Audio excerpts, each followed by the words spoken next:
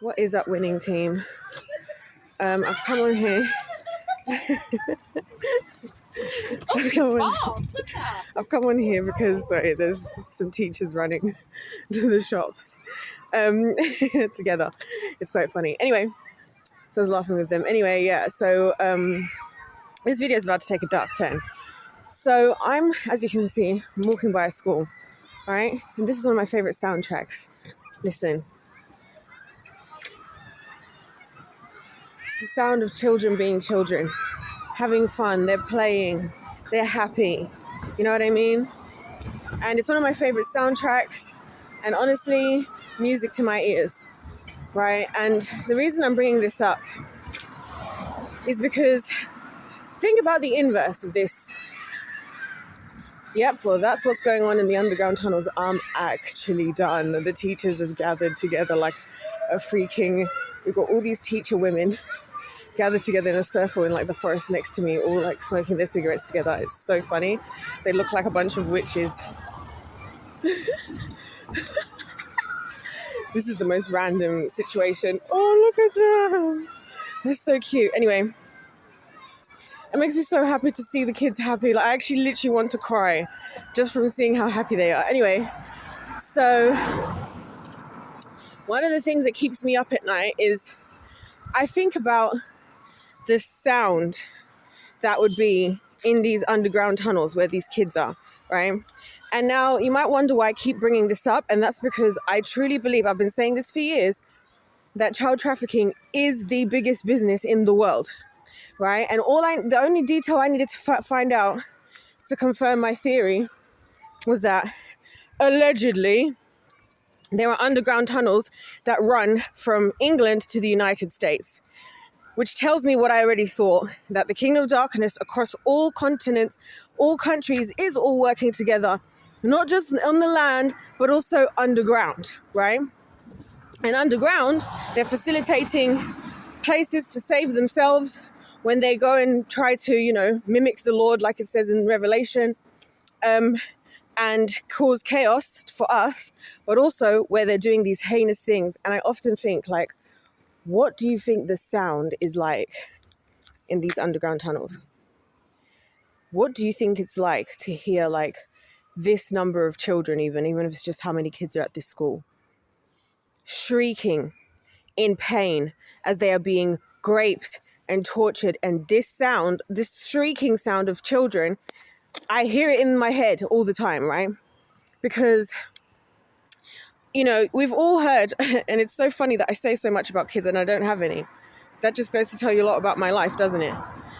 I find it insane how, when like you hear a baby crying, this is like how it makes me feel. This is why I don't understand why we're not all seeing this as the biggest issue, and we all say, oh, we care about kids, protect the kids. The worst crime is to hurt kids, right? But like when a baby cries, like a not necessarily a newborn, but like when they're still like an infant before they're like a toddler. And babies cry, and they cry in different types of cries. Sometimes they don't really make that much of an effort and they're just kind of crying. Maybe they're enjoying, the feeling of it. Sometimes they have certain needs. Sometimes they just need attention. But then they have the cries. Sometimes they cry in pain because they are in pain. But then they have like that cry that like shatters the heart. I almost feel like every single woman on earth hears that cry at the same time and our hearts all break together. That type of cry. Imagine that times, I don't know, 100, 1,000, 10,000, 100,000, you guys. Because I don't think you guys understand, because I've been really thinking about this, yeah, and this is why I just can't pretend that I think this planet is anywhere nice to be. Like, I can't pretend that I feel like the adult population is anything worth respecting, because there are children, right? As every now and then I check the missing kids register, which again, I find fascinating that when it's random things happening in the world and even in pop culture, that will be on the front page of the news. We have more information about what's happening in other countries of the world than we do here. And again, it's crazy to me, even all this Israel versus Palestine. One of the main reasons I haven't got involved in any of this conversation is because I'm like, you guys are going and defending the kids in other countries. You're not even defending the kids in the countries where you come from. So how does that make any sense? Anyways, I'm getting annoyed already, right? So I'm just thinking to myself, like, the the same way that, these teachers are all here showing up and they're all off their breaks, as I saw the three of them running at the start, the others standing around in the circle like a bunch of witches in the forest smoking cigarettes and whatever. As much as like they are waking up, and like me, like, and what I do, we and as a lot of parents do, you wake up, you take responsibility. Like, that's our role, as believers. And I just don't understand. I just can't understand why no one seems to be as upset about this whole thing with the kids. Like, when you think about it, like when you think about those precious little souls, like I just saw them there running around with their little legs and in their little uniforms, you know what I mean? And they're so sweet. I mean, yesterday when I was at work, this kid, he was 9. He says to me, he was like, he goes, I know Santa's not real. And I was like, oh gosh, why did I have to be the adult to have this conversation? That's another side note. I don't know why. I think that's such a problematic thing that parents do, like lying. First of all, you should take the credit for your hard work so your kids can actually learn that all the effort, all you going to work and everything you're doing is why they have the things they have. Why would you go and give your credit away to Santa and the Tooth Fairy and all this? That's another thing. Second of all, you've proven that you're a liar and a hypocrite, because if you now tell them off for lying, you lied. And also now they know that you're a liar. So this is the little things that parents do that might seem cute in the moment, but you guys aren't long-term thinkers. Again, and I get it where the kids are coming from, because it's like, and then you'll be like, oh, you'll be mad that if they bring something like that up when they're old enough to like put 2 and 2 together. But it's like, well, that's what you did. So this is why I'm saying, like, I really just have I just don't understand what's going on with the adult population. I don't understand how we're not all more upset about, like, where are these children? Where are these children and what is happening with them? And like, just every time I hear the sounds of kids and I see kids looking happy, and it makes me want to cry every time I'm seeing them just enjoying themselves, and it's their little smiles on their face and the light in their eyes and their imagination and their just, and the recklessness. I love how reckless kids are. That's one of my favorite things about them, is that they're just reckless. And I love it. I'm like, oh, that's my kind of energy, And so to think that there are kids, who are going unaccounted for because whatever adults have failed them, other adults have taken advantage, and then us, the other adults who are privileged. Like, this is what I'm saying, guys. For me, the reason why I don't care to just like partake in the normal life and just go off and get married and like, whatever, and like have all this big wide family and all this friendship and all this whatever, is because it's a privilege that I get to do that. It's a privilege that I didn't find myself in being trafficked. It's a privilege that I'm not in underground tunnels or whatever. So why am I going to use my privilege now just to go and live selfishly? This is the thing. This is what bothers me, especially as believers, especially as Christians. Like, when the Bible talks about how we have, what God gives to us, like, it talks about, the parable of the talents, and, how when God gives to us, it's so that we can use the things he gives us, for the greater good. So if God has given me the opportunity to not be in that predicament, to have had, a life of a lot of luxuries that a lot of these kids haven't had, then my only job is to go and help those who are in need more than I am. You know what I'm saying? And so that's why I don't get, like, it just frustrates me so much how people are so happy to just go off in their lives. And as long as you're okay, and as long as it's too difficult for you to deal with, you just keep it over there. Because honestly, if I'm just like, where are the people that are going to bust into these flipping underground tunnels with me at this point? Like, this is what I'm waiting for. Where are the people who are going to be busting into these underground tunnels with me? Because I'm so dead serious. Like, I don't even think you guys understand. I don't care to say this stuff on the internet. Look, this is the internet. Whatever's going to happen is going to happen. Listen, God is the most high God. If he allows, if anything happens to me as a result of things that I say, then it's because the Lord allowed. And if the Lord doesn't want to allow something, then it can't happen. So, I'm just going to say what I have to say. Like, I'm just sick and tired of this now. And it's little things like this that remind me, where I'm just like, you just hear these kids enjoying themselves, having a whale of a time, loving life, are none the wiser to anything, trusting the adults around them, trusting, just playing around in that school where there's fences and there's obviously staff watching and whatever. This is what kids are supposed to be able to do. And I get that, like, the real underlying reason a lot of people don't really want to stand up for the kids is because a lot of people are bitter that no one stood up for you and whatnot. And look, we could all be bitter. I could be bitter the same. Or we can change the story for the future, you know what I mean? And I just don't get it. And especially when I haven't even had kids, like, well, technically I have, but you know what I mean? I don't have any kids. So I don't get how people especially women who've carried kids for 9 months, you're just going off hearing this stuff that's going on, and there's not a part of you that wants to rise up and go against the system that's destroying the kids. It's the same with the education system. I don't get how you can carry a child for 9 months and throw them into these indoctrination camps. I don't get it. I don't physically get it. So yeah, it's just, I don't know, I'm distressed about it all, because I'm just like, you know, we're all going to be held accountable one day. I've been thinking all day, I've been really going through it, just coping and thinking about, dealing with the consequences of my own decisions, and how I really fear. I've developed an anxiety which has gone past the healthy level. It's now now I think I'm dealing with the spirit of anxiety now. We're there. But the consequences of my actions, and how, even however big or small I might think, every single thing that I do, every single thing contributes to the overall future of this world, right? And so, and also my own life. And I just don't get why people don't seem to take responsibility for the future. You know what I mean? It's like you go and have all these children, you're all pushing forward. And this is why I'm saying I keep specifically talking about building families, right? Because I'm like, why are you having kids? Why are you building a family when you're not even doing enough to make sure that tomorrow is better for said family? The number of times I'm seeing these kids walking around, they're so easy to kidnap. I even talked about this in my video yesterday. How I'm spotting a lot more how easy it is for these kids to kidnap. I'm seeing kids in primary school, right, like 8 years old, cycling like halfway across town, right? Because I'm thinking, why are you still here while I'm walking across all this space. I'm thinking they could easily get kidnapped. And then what are you going to say? Oh, I couldn't do anything because I was at work. What's the freaking point then? What was the point? These are the things I'm thinking about when people are like, oh, but you should want to have kids because children are a blessing. You don't treat them like one. You don't treat them like a blessing. You don't treat them like they're precious. You don't treat them like they're special. So it's no wonder when it's who's your favorite A-lister that's on the Diddy list, everyone wants to talk about it. Who's your favorite A-lister on the Jeffrey Epstein list, then you want to talk about it. But when we're talking about where are the kids, I want to answer the question, where are the children? That's what I want to know. I don't care about absolutely anything else that is happening in anything, right? Where are the kids? That's what we should be asking. Where are the children, and how are we going to look after them? Because somebody's got to take some freaking responsibility for these children and for this generation after mine. You know what I mean? And it's just, it really distresses me. My job has made this so much worse because I see both ends of the spectrum. You know what I mean? I see how good it is for kids and how they thrive simply just from having a good home environment.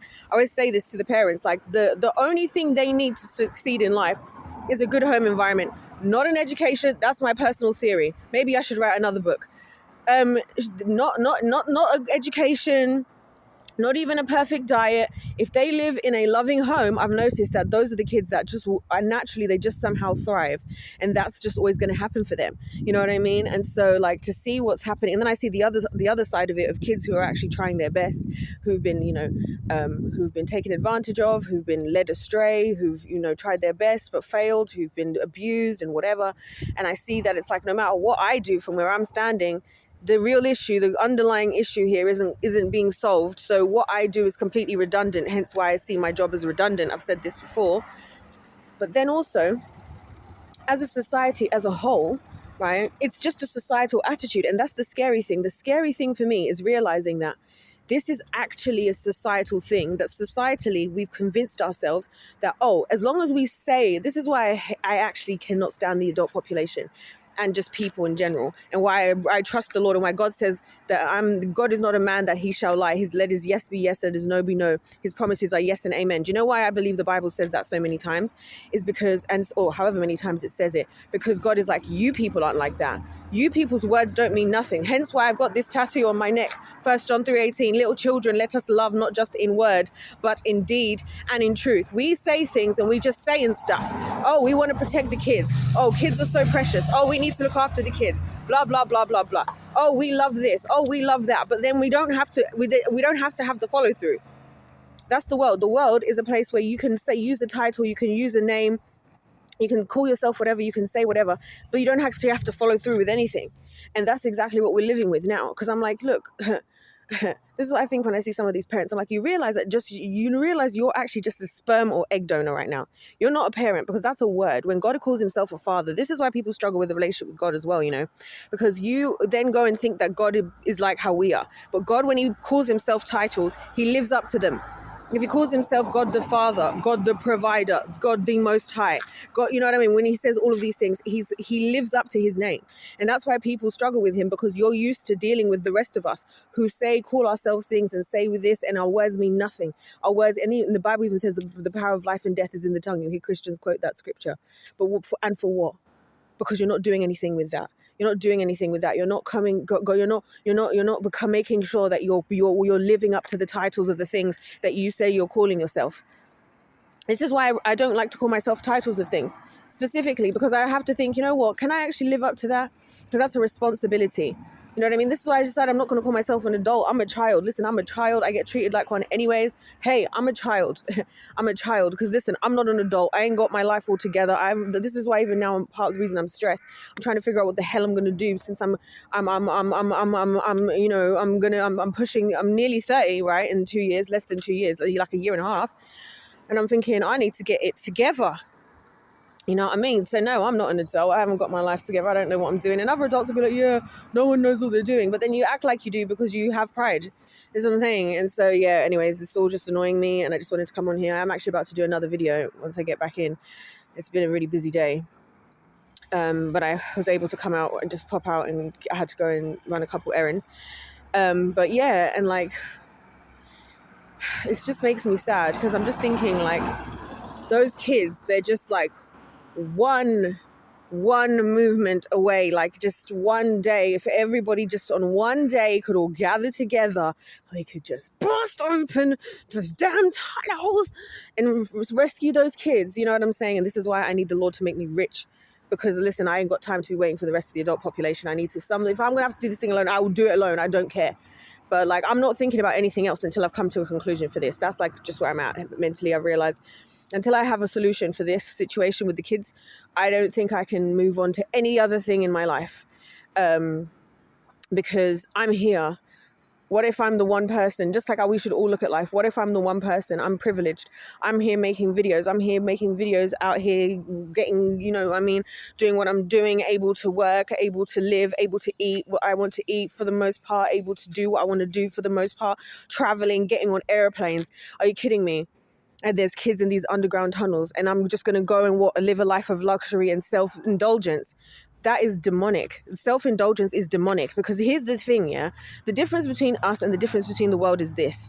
We live our lives as believers, knowing that we are here to build God's kingdom and do the work of the Lord whilst we are here, right? This guy's smiling at me, this driving instructor. Whilst God is, we are here to do the Lord's work while we're here, because we're going to enjoy ourselves in paradise for eternity. The world lives to enjoy themselves and self-indulge while they're here, because they're going to live in hell forever, for eternity. So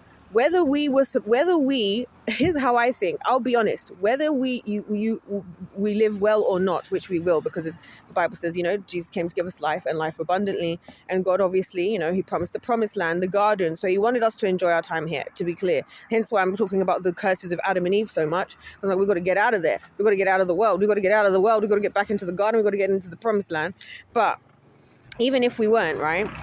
What I'm trying to say is that we should be prepared to live our lives selflessly for the greater good of the Lord, because God died for us. If Jesus, this is what I'm saying, the standard of love in this world doesn't exist, right? The standard of love is in the bin, because Jesus died. If Jesus died for us, right, it's only right that we dedicate ourselves, our lives, to whatever it is that he would have for us to do, because he literally saved our lives.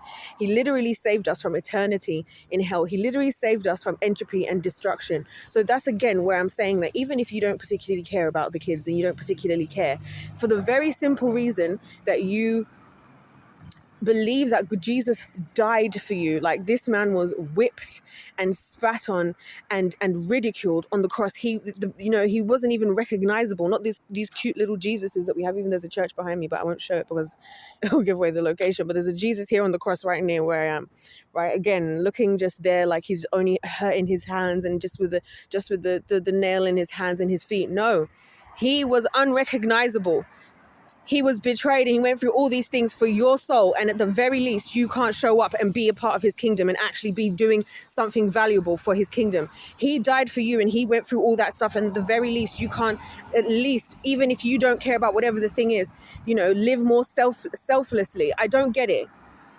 I don't get what it is. And I know what it is. It's that you just wanted to find the Lord. This is what it is. This is why I can't stand anybody. I keep saying it. Except from you guys who I'm talking to the winning team. Well, to the winning team. Some people are not members here who are going to be watching these videos. Right? It's clear to me what it is. What the situation is. You got what you wanted out of it. You just wanted to make sure you weren't going to hell. As long as you don't have to be in discomfort, as long as you don't have to worry about being in hell, because this is where these kids are. That's what I'm saying. These kids are in hell right now. They're already in hell. And they're in hell because we're allowing it to happen, because they are children and they are vulnerable and it is our job to look after them. So you are now happy to just ignore things and look at every problem as if it's over there, or pray for the Lord to do something. Pray for the Lord, pray for Jesus to come. Oh, the world, the mark of the beast. Jesus, please come take us. Why are you praying that? That's selfish. Some people haven't even met Christ yet. I'm not praying for Jesus to come. I'm like, wait, Jesus, if it's not yet time, don't come until every single last soul that can possibly, receive you has done so. That's selfish. You know what I mean? Even if I have to suffer with you people here, in this place, in this hellscape. You know what I'm saying? And so it's like, it's just so obvious. Everybody's just selfish. That's the conclusion I'm come to.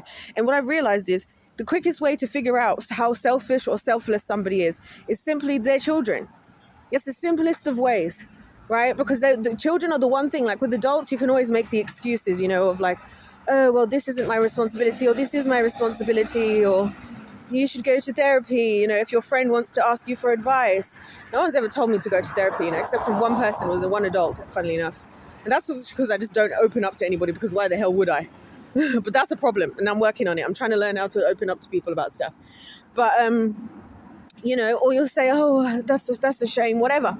Superficial relationships, we're having to outsource everything. That's why as adults, we have to outsource everything. We have to diagnose everything. Everything's this disease, just so that you can get the help you need, because people are not capable of just loving you, learning to love you as you are. We do all this stuff about love languages. What's your love language? Your love language. Where did that take you?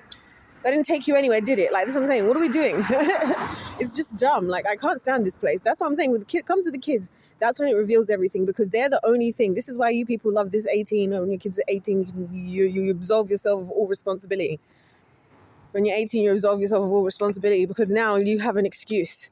You have an excuse. Whereas if you were actually loving, you would never want an excuse. You would never. I was watching this girl I watch on YouTube, right? And she was talking about how she was moving out, yeah. And it was quite funny because she was in an argument with her. Well, she wasn't in an argument, but she was kind of like, her parents were saying, you really don't have to go. Like, we really want to keep you here. And I can't remember how old she was. I don't know. She's around my age, I think. They're like, we really want to keep you here. Like, you really don't have to go. And I was thinking, that's so opposite, like, of a lot of parents I've met who kind of are just trying to find every reason. Like, oh gosh, let me keep my kids at school and let me work. Like, you actually work. Like, I was actually thinking about how crazy it is that you actually work. Yeah, you go to work. You'd rather go to work longer just to pay for somebody else to look after your child. That's actually crazy. That's actually crazy. And it's because they're needy. They're needy. They are needy. Like, this is why when a lot of people try and tell me all these diagnoses of these kids, oh, this kid has ADHD, this kid has autism, because again, I'm meeting a new batch of kids at this point in my time, and it's the same old story as it has been every year, every single time. It's been September, October, and I meet a new bunch of kids or whatever. Same old story. More and more diagnoses, more and more this, more and more, oh, well, actually, we need to tell you about this and this and this. It just adds every year. It's just more of it, and there's just more of it, and then there's just more of it, right? And then I get to meet the kids, and this is the difference, is that I actually talk to the kids and I actually teach them. So a lot of these people who are making these decisions, right, especially when it comes to medical people, they've spent like 1-2 hours maybe with these children. I'm spending hours and hours every week with these kids. So I'm actually seeing what they're like, and I'm actually observing them. And guess what my consensus is? Most of them are just behaving like kids. Go freaking figure. There is no need for some kind of crazy diagnosis. There's no need for some kind of whatever. Guess what? They're just kids. They have a low attention span because they're a child. They don't do things for perfectly the first time you ask them because it's their first time at living as well. Go freaking figure. Like, this is why I'm saying I can't stand it here. I can't hate it here. I hate it here. I hate it here. Anyways, I'm going to go because I've got videos to record anyway. And I just wanted to get this off my chest because I'm just getting sick and freaking tired of, all of this. And I'm just like, what is the point in our faith? Like, what is the point of your faith? Like, what are you going to do when you get on Judgment Day? Because this is why I'm feeling anxious about my own decisions. And I've been here doing one of my days. I'm apologizing to the Lord. Like, God, please help me. Please, I'm sorry. I made all these mistakes. Help me. I'm having one of those kind of days, right? And I'm thinking to myself, because I'm feeling the weight of like my decisions and how my free will affects everything. And like affects the future, affects the world, affects people, how I talk to somebody. If somebody walks past me right now, right, people be like, oh, it's nice to be polite to people. No, but it's not. It's even deeper than that. It's not just good to be polite to people. You don't know what your words will do to somebody, right? You don't know if that person is one step over the edge. You don't know if that person is walking to go and jump off a bridge. You don't know if that person is going through something. So your small thing you might do could just be a smile, could just be whatever. That might be game changing. This is what I'm saying about how powerful it is to be a human. And I hate having this amount of power. I hate having free will, because this is what we do with our free will. We live selfishly. We live like the world. We live for the world. We live for money, power, and fame. That's what we covet. We live selfishly and self-indulgently. We ignore the vulnerable. We allow them to get taken advantage of. And somehow at the end of the day, we still call ourselves good people. Excuse me? All because we can do that because we have free will. Because we have free will. Our free will allows us to be delusional. That's crazy. Anyways, on that note, I'm going to go because I got things to do. If life's a game, it's pay to win. I just had to get that off my chest because as I was listening to the sound of those kids, like sounding so happy, at the very exact moment, I could hear as well, like the inverse of what it must sound like in those underground tunnels. The fact that there were adults under there, what adults are actually out there doing these things whilst hearing those noises. And that's one of those things I always think about people that do stuff like that. Like, how can you continue when you can see this person is squealing and screaming and, and all of this and crying and just telling you to stop and everything, and you're just continuing. And I was just imagining how this is happening for these poor children and how they don't have a voice. So if they don't have a voice, guess what? Hey, I'm signing up. Sign me up.